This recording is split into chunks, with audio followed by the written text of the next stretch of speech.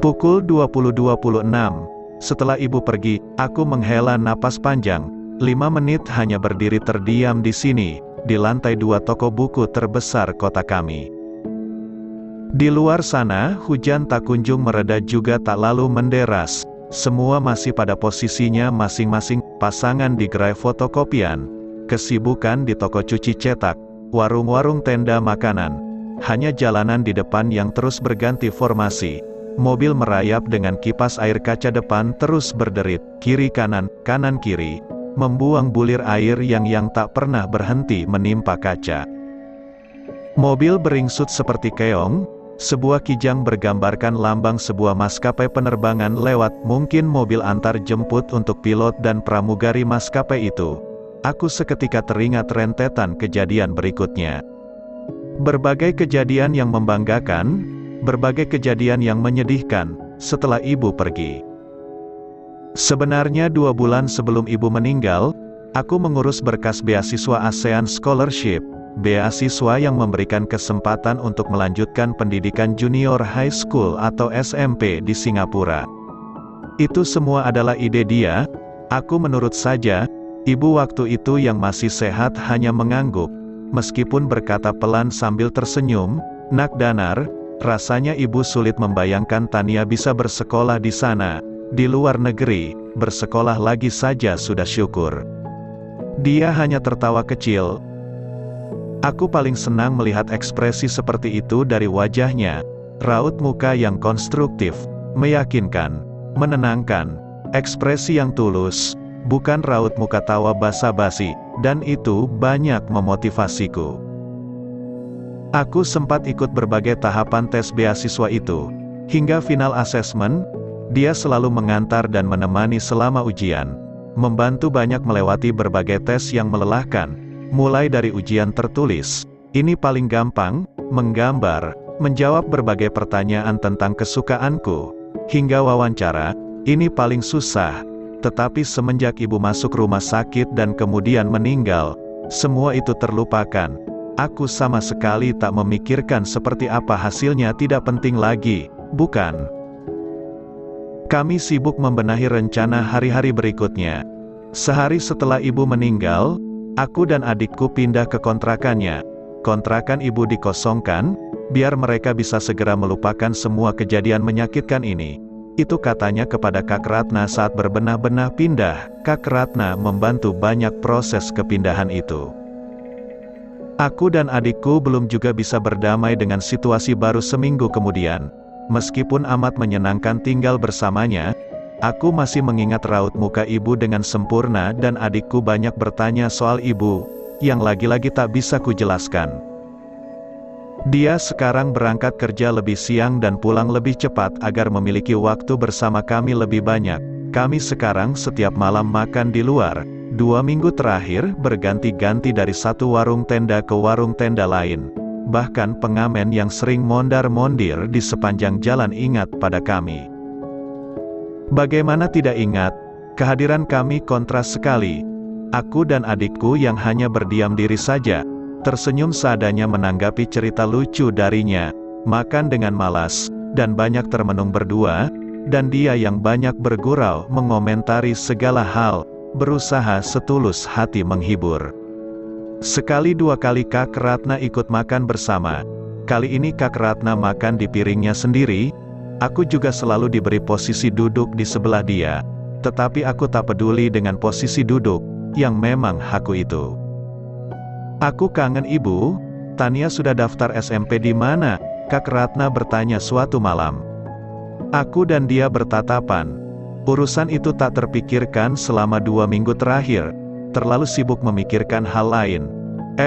Aku belum sempat mendaftarkannya. Dia mengusap mukanya, sedikit menyesal. "Kalau begitu, biar besok aku saja yang mengantarnya.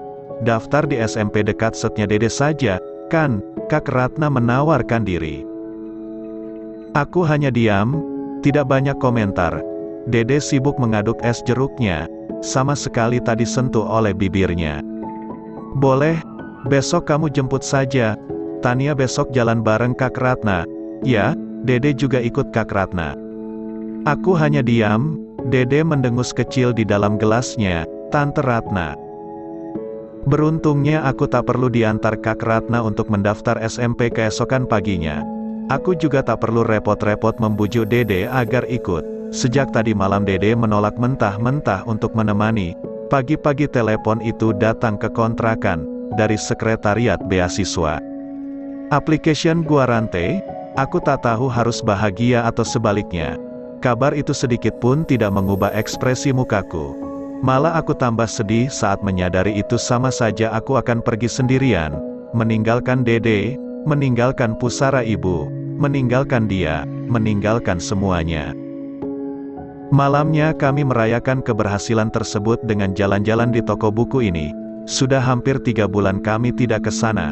Terakhir sebelum ibu sakit, suasana keramaian toko buku selalu membuat aku dan adikku merasa jauh lebih nyaman. Menatap pemandangan dari lantai 2 ke seluruh jalan memberikan energi kesenangan buatku. Juga buat Dede. Semua itu memberikan inspirasi. Dan dia membuka rahasia kecil itu. Kamu pernah baca buku ini, kan? Dia menunjukkan sebuah dongeng. Aku mengangguk. Buku itu bagus. Favoritku malah, aku menyimpannya di dekat tempat tidur. Selalu ku baca berulang-ulang. Akulah yang menulisnya. Dia tersenyum. Aku tak mengerti. Menatapnya bekerjap-kerjap, bukan karena tak percaya. Tetapi sungguhkah? Bukankah, di sana yang menulisnya berbeda?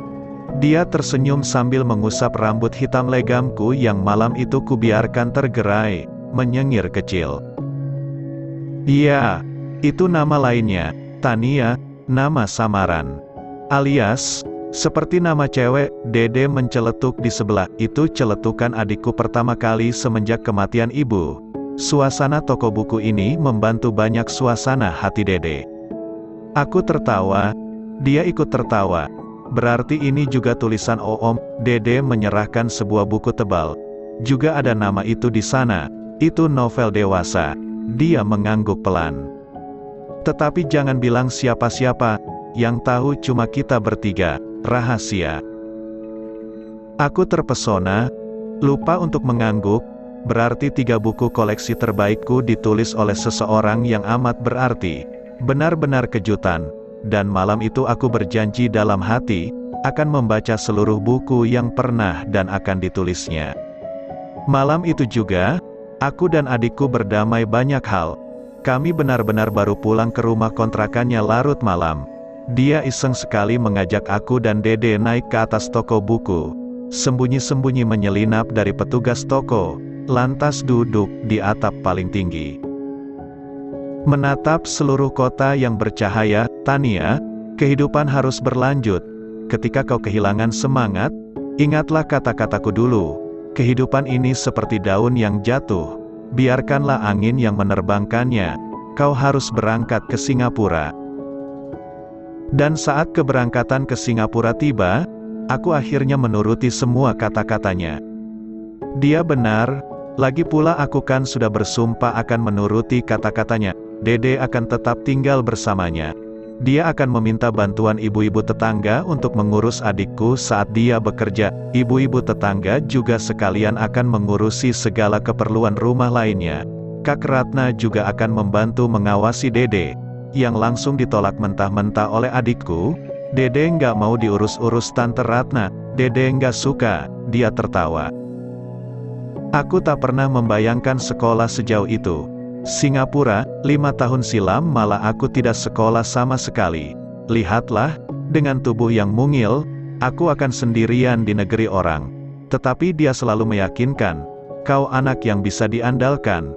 Tania, selalu, kau akan tumbuh besar dan cantik di sana. Pintar membanggakan. Mendengar kata besar dan cantik, aku berpikir tentang banyak hal, benar-benar banyak hal.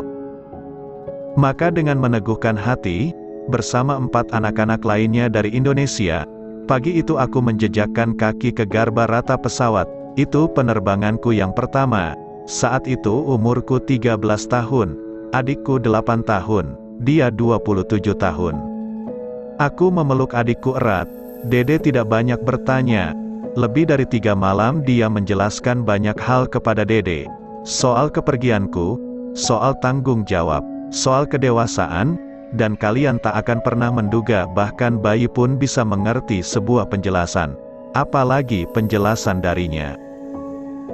Aku tidak menangis. Pertama, aku sudah berjanji pada ibu untuk tidak menangis selamanya. Kedua, perjalanan tersebut bukan sesuatu yang menyedihkan. Semua ini membanggakan. Tania, aku akan bilang ke semua orang yang kukenal bahwa kau anak yang bisa dibanggakan. Dia memelukku erat, dan demi itu, andai kata bisa, aku tak ingin melepaskan pelukannya. Kak Ratna ikut memujiku.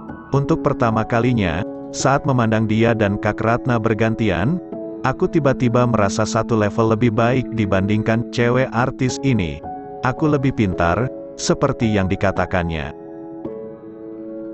Waktu berjalan cepat, hari-hariku penuh dengan hal-hal baru di Singapura. Aku memang masih teramat muda saat tiba di sana, maka Kedutaan Besar Indonesia menyiapkan mentor tersendiri, ibu-ibu gendut, orangnya jauh dari asyik, terlalu banyak mengatur, sok disiplin dan pencinta peraturan, tetapi aku senang-senang saja. Aku mulai mengenal banyak cara untuk berhubungan dengan dia. Jarak ini sedikit pun tidak mengganggu, dan favoritku tentu saja, chatting. Cepat sekali aku belajar internet. Bagaimana tidak cepat, kalau seluruh kelas tempat aku sekolah dijejali komputer. Bahkan kamar tidur di asramaku terpasang komputer dengan monitor layar datar. Aku anak terkecil di kelas, ada 20 anak di sana. Sebagian besar tampang mereka China, beberapa berwajah Melayu, 1-2 rada-rada bule. Tetapi akulah yang paling terlihat berbeda. 4 temanku dari Indonesia lainnya dimasukkan ke dalam kelas yang berbeda. Sebulan pertama di sana aku kesulitan berkomunikasi. Lebih banyak memakai gerak tangan dan mimik muka. Kursus bahasa Inggris itu ternyata tidak banyak membantu. Padahal nilaiku selalu A. Semua itu kulaporkan melalui chatting kepadanya. Hampir setiap hari aku online, menunggu dia masuk kerja dan siap di depan meja kerjanya. Saking sibuknya aku melaporkan banyak hal, aku malah jarang menanyakan kabar Dede, apalagi menanyakan kabar Kak Ratna. Tania, kemarin Tania dapat hasil kuis mat, nilainya 95. Ada 5 anak yang dapat 100, Tania kecewa sekali. My Belopa, tak masalah, kau tetap anak yang paling pintar, besok lusa kan bisa dapat 120. Tania, nggak mungkinlah, nilai maksimalnya 100. Kalau begitu, berharaplah agar 5 anak tadi cuma dapat 80, kau dapat 100, ya kan? My Belopa, jahat tapi amin. Tania, semalam Miss Gendut marah-marah lagi di dorm. My Belopa, kenapa? Tania, si Adi tidur larut malam, ngajakin kami main PS. My Belopa, si Adi yang bandel itu, yang suka mengganggumu. Tania, ya, si Adi yang jahil. Miss Gendut sampai ngamuk. My Belopa, kalau soal tidur larut malam, dulu ibu juga akan marah kan? Kursorku berkedip lama. Ibu, aku tiba-tiba teringat ibu. Tania kangen ibu. Lama dia tidak menjawab. Aku tidak tahu bahwa dia juga sedang berpikir. Tadi dia benar-benar kelepasan mengetik kata ibu. My Belopa, aku juga kangen ibu. Semalam aku sempat bermimpi ketemu ibu. Dia titip salam buatmu. Ibu terlihat bahagia. Dia bilang, kau anak yang membanggakan di sana, amat membanggakan. Aku tahu dia berbohong, hanya saja menyenangkan membaca kalimatnya. Tania ingin bermimpi ketemu ibu. Kursorku berkedip lama. Sejenak, dia tidak menuliskan apapun. My Belopa, bagaimana dormnya? Asyik, kan? Tania, asyik. Tania suka kecuali Miss G-nya. My Belopa, kau makan tepat waktu ya, tidur cukup. Tania, siap, bos, dilaksanakan. Wajah tersenyum, kan makannya sudah disediakan di dorm kalau malam, pagi dan siang di sekolah. Semuanya beres. Yang ngurus Miss G tuh kan, ada baiknya juga Miss G. My Belopa, lihat sih. My Belopa, Tadi aku transfer uang, bisa ambil lewat bank sana. Kalau kau nggak ngerti, minta bantuan Miss G, pasti dia mau bantu. Tania, uang sakunya cukup, nggak usah ditransfer. Mai Belopah, nggak apa-apa, buat keperluan lain, atau kalau nggak bisa, ditabung aja, ya, kita nggak pernah tahu apa yang akan terjadi esok lusa. Kalimat itu lagi, aku menghela napas, tersenyum, menurut. 2 minggu kemudian, saat kami chatting lagi, ternyata Dede ikutan. Aku berbincang banyak dengan adikku, meskipun lebih banyak menunggunya. Dede berlepotan menulis di atas touch komputer. Dede memang lebih jago memainkan mouse-nya, atau stick game, menghajar monster. Kak Ratna juga ikut-ikutan, aku entahlah senang saja menanggapinya. Basa-basi menanyakan kabar, Kak Ratna bertanya banyak hal. Dan waktu berjalan bagai desingan peluru. Hari demi hari merangkai tahun. Tahun demi tahun berlalu di pilin hari, rutinitas chatting itu tak berkurang. Hanya berganti jam, sekarang berganti jadi malam hari. Dia online dari rumah, aku juga lebih banyak berhubungan dengan adikku. Kata Dede, mereka sudah pasang koneksi internet di rumah. Sekejap mata, 3 tahun kemudian, umurku sudah 16 tahun, adikku 11 tahun, dia 30 tahun. Komunikasi via satelit itu membantuku menjalani hari-hari sibukku. Aku bertanya banyak hal kepadanya, dan dia menjadi ibu, teman, kakak, sekaligus ayah untukku, menasihati banyak hal. Dia tak pernah langsung bilang seperti apa. Dia selalu mengatakannya lewat sebuah cerita, memotivasiku untuk terus belajar, mengingatkan untuk menjaga kesehatan, jangan lupa makan tepat waktu. Tania bahkan membantuku memilihkan pakaian untuk acara-acara resmi. Ada banyak sekali acara formal yang harus kuhadiri sepanjang tahun. 1 tahun pertama aku belum bisa dengan sempurna melupakan kenangan atas kematian ibu yang menyedihkan. Pembicaraan kami sekali dua membahas tentang kenangan lama itu, dan dia pandai mengalihkan pembicaraan. Memasuki tahun kedua, waktu benar-benar menjadi obat yang sempurna. Semua bisa dibilang berjalan normal seperti sedia kala. Aku lebih banyak menghabiskan waktu dengan berkonsentrasi belajar mengejar nilai anak-anak lain yang jauh lebih pintar. Fisikku tumbuh luar biasa. Dulu waktu masuk di kelas junior high school tersebut aku anak terkecil. Sekarang aku tumbuh melampaui mereka. Menurut buku yang kubaca, anak perempuan memang tumbuh lebih cepat. Tinggiku sudah mencapai 156 cm. Dan aku lebih terlihat seperti anak SMA. Rambutku tergerai panjang. Aku juga bertanya banyak tentang urusan fisik ini kepada dia via chatting. Ada banyak buku tentang kesehatan remaja yang kubaca, tetapi aku tetap butuh seseorang untuk membicarakannya, dan dia menjadi pengganti ibu sekaligus teman yang baik. Tahun kedua lebih banyak dipenuhi oleh pertanyaan seputar itu. Dia sabar menjelaskan banyak hal. 1-2 kali Kak Ratna ikut online, dan aku lagi-lagi tak terlalu keberatan bertanya padanya, terutama hal-hal pribadi. Kak Ratna menyenangkan menjawabnya. Adikku Dede juga menceritakan kesibukan sekolahnya. Dia jauh lebih pandai menggunakan komputer sekarang. Terkadang kami main game online. Yang pasti, rutin sebulan sekali aku mengirimkan paket permainan Lego dari Singapura. Dan 3 tahun lewat bagai kejapan mata. Aku lulus urutan kedua dari seluruh siswa di sekolah. Nomor 1 untuk 22 penerima ASEAN Scholarship seluruh negara.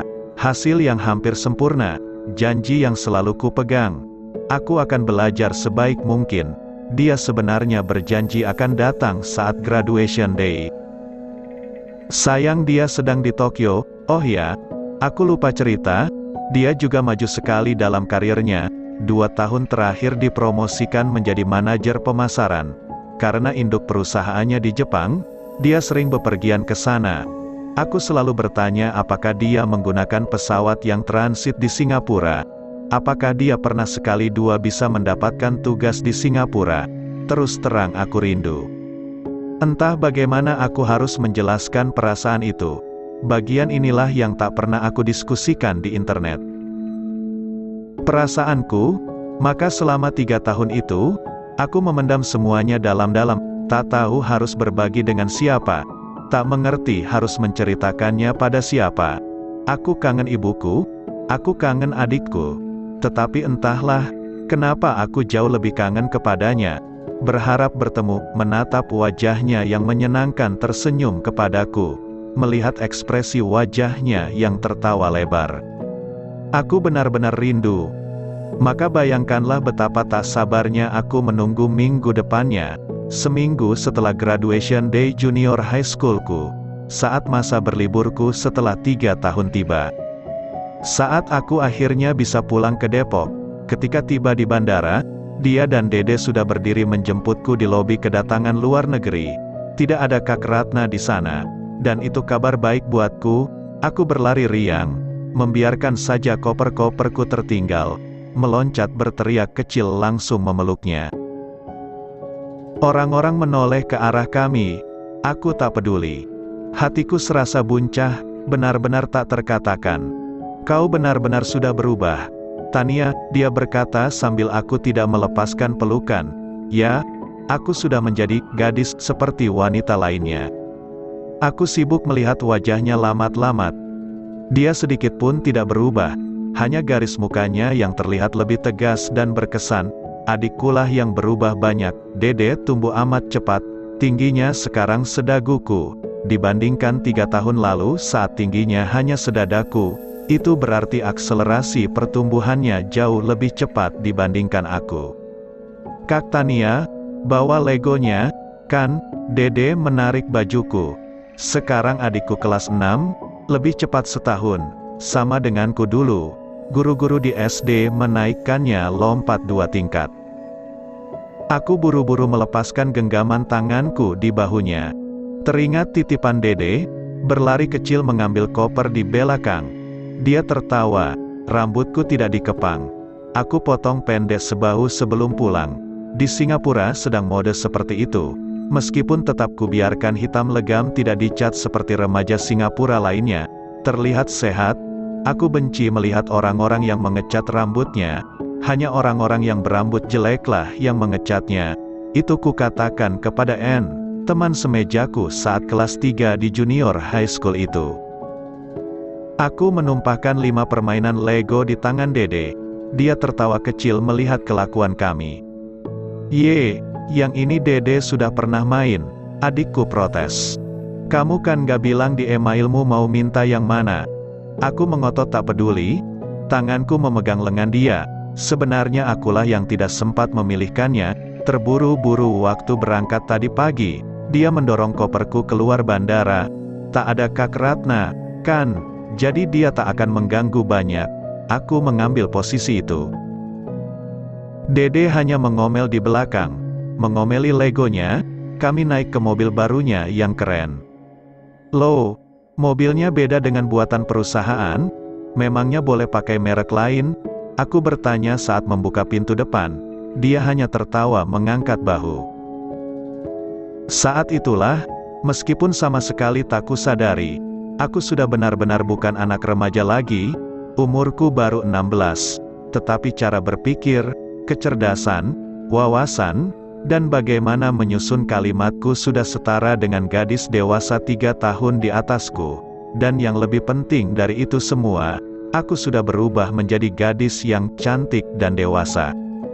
Seperti katanya dulu, ternyata, dia dan Dede sudah tidak tinggal di kontrakan lama. Dia setahun terakhir membeli tanah 200 meter dari jalan besar itu, tidak jauh dari kontrakan sebelumnya. Tanahnya luas, bangunannya baru 3/4 selesai, tetapi sudah terlihat bentuknya, bulat seperti toples tinggi, keren. Kenapa nggak bilang-bilang? Aku protes. Sengaja, kata Om Danar, biar surprise. Adikku menjawab santai di kursinya, masih sibuk memainkan salah satu Lego yang kubawakan. Mobil memasuki halaman depan. Malam itu, menyambut kedatanganku, dia membuat acara kecil di halaman depan yang luas. Tetangga-tetangga ibu dulu diundang, juga tetangga rumah baru sekarang, juga anak-anak kelas mendongeng. Ada banyak anak-anak, jumlah mereka sekarang tambah banyak, yang baru ku kenali. Terlihat sekali dia membanggakanku di depan tetangga. Dan aku sering tersipu malu, tak banyak berkata. Meskipun sungguh aku senang dipuji olehnya. Aku menatap siluet wajah menyenangkan itu yang ditimpa api unggun yang tadi dihidupkan Dede. Semenjak detik itu, aku memperbarui banyak hal dalam hati. Termasuk tentang perasaan itu, kenapa Kak Ratna semalam tidak ikut acara syukuran? Aku pelan menanyakan itu di meja makan esok paginya. Penasaran, boleh saja kan aku bertanya? Dia hanya menggeleng pelan, menyeringai tersenyum. Om Danar tuh sudah putus dengan Tante Ratna. Dede santai berucap di sebelah sambil menyendok bubur ayam sarapannya, tertawa. Dia juga ikut tertawa kecil, meskipun bukan tawa menyenangkan yang selama ini aku kenal. Aku entah harus ikut tertawa atau sedih. Seharusnya aku kan bisa bertanya dulu ke adikku.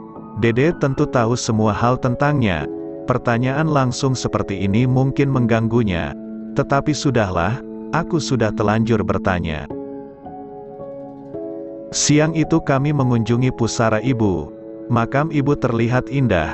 Di pinggirannya tertulis kalimat itu waktu dia membujuk kami agar pulang dari pemakaman malam-malam. Dede yang menuliskannya, meskipun Dede nggak ngerti apa maksudnya, adikku menjelaskan santai. Kami tertawa bersama. Bohong, tahu nggak? Dede bahkan punya buku harian yang penuh puisi sekarang. Dia meninju pelan bahu adikku.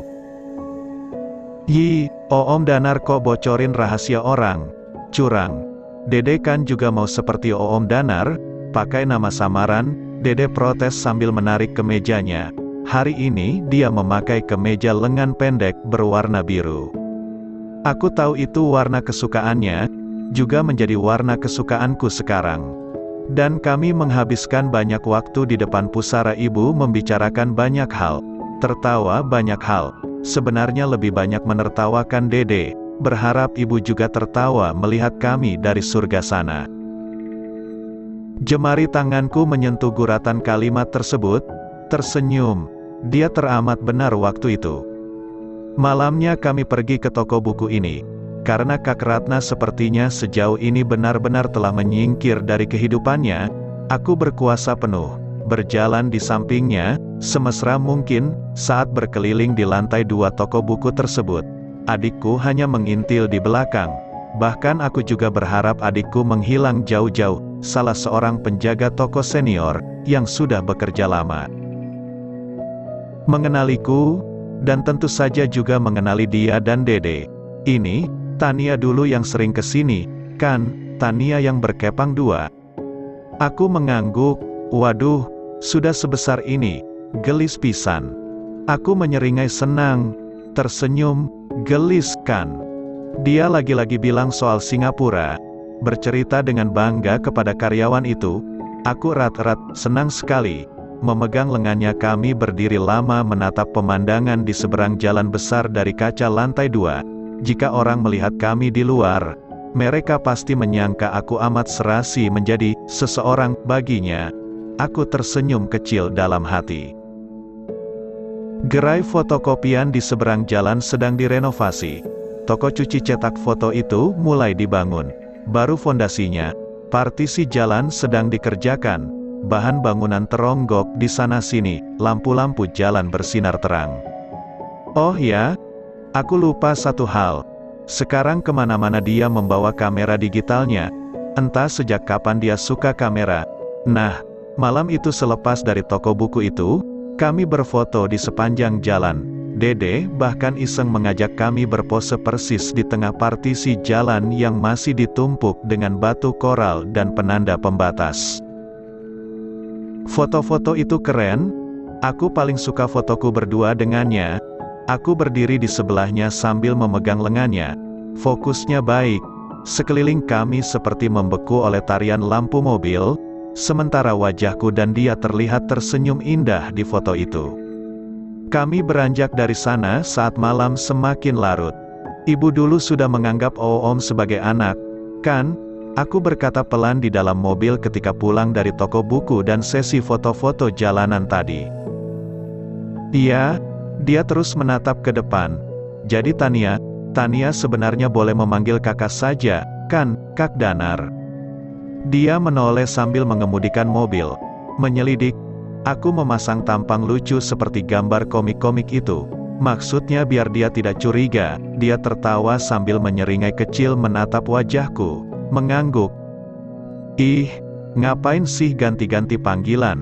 Mending Om daripada kakak, lebih asyik. Adikku protes dari kursi belakang. Aku menoleh, menimpuk Dede dengan kotak tisu. Dasar perusak suasana.